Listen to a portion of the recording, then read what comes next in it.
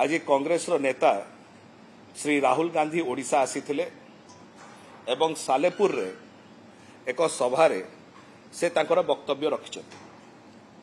तांकर एही गस्तर ओडिशार राजनीति उपरे किंबा निर्वाचनी फलाफल उपरे कोनोसी प्रभाव पड़िवार नाही किंबा कांग्रेस दल को से प्रकार भाव में राजनीतिक स्तर रे किंबा निर्वाचनी फलाफल रे कोनोसी लाभ भी होबार नाही।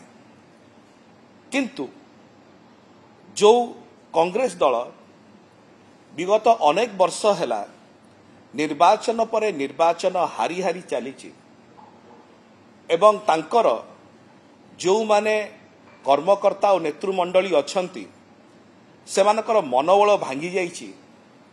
निश्चय तांकर ए गस्त द्वारा जो माने हताश एवं निराश हो जाइथिबा कांग्रेस दलर कर्मी माने नेता माने हेई पारे सेमानकु किछि आश्वासना एवं किछि मोटिवेशन मिलिथिबो।